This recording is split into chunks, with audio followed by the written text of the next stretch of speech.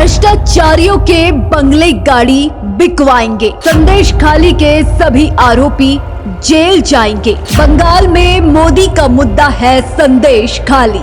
Vote पाने के लिए सीएम दे रही गाली। प्रधानमंत्री नरेंद्र मोदी विपक्ष को घेरने का कोई मौका नहीं छोड़ रहे हैं। इसी कड़ी में रविवार को पश्चिम बंगाल के विष्णुपुर में हुंकार भरते हुए पीएम मोदी ने टीएमसी, कांग्रेस और लेफ्ट पर जमकर निशाना साधा।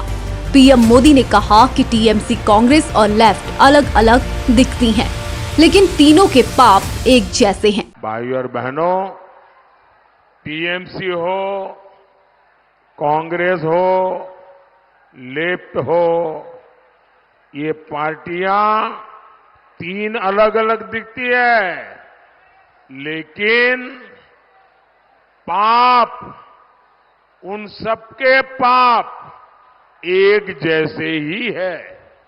इसलिए इन्होंने मिलकर इंडी गठबंधन बनाया है। पीएम मोदी ने सत्तारूढ़ तृणमूल कांग्रेस पर जोरदार प्रहार किया। उन्होंने सूबे की मुख्यमंत्री ममता बनर्जी पर निशाना साधते हुए कहा कि यहाँ की वोट पाने के लिए हमारे संतों, महान संगठनों को सार्वजनिक रूप से गालियां दे रही हैं। पीएम मोदी ने और क्या कुछ कहा, आप खुद ही सुन लीजिए। मेरा सीधा सीधा आरोप है,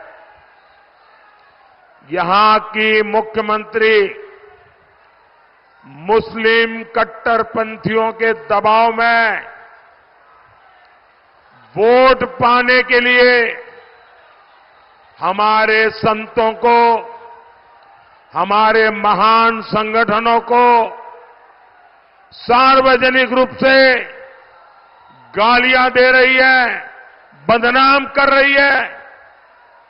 हिंदुओं को भगीरथी में डुबो देने वाला बयान, ये भी टीएमसी ने सोच समझकर दिलवाया था।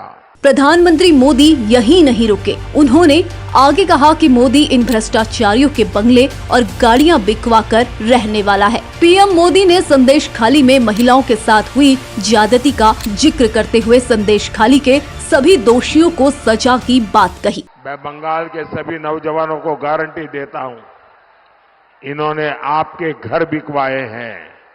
मोदी टीएमसी के भ्रष्टाचारियों के, उनके बंगले, उनकी गाड़ियां, ये सब कुछ कहे बिकवा करके रहने वाला है। लेकिन मां माटी मानुष की बात कहने वाली टीएमसी ने यहां क्या किया? टीएमसी यहां बेटियों के साथ अत्याचार कर रही है। संदेश खाली में पहले टीएमसी के नेता ने पाप किया, फिर पूरी टीएमसी सरकार उस अपराधी को बचाने में जुटी गई। ये कितनी भी कोशिश कर ले, बंगाल की बहनों के साथ अत्याचार करने वाले हर दोषी को सजा मिल करके रहेगी।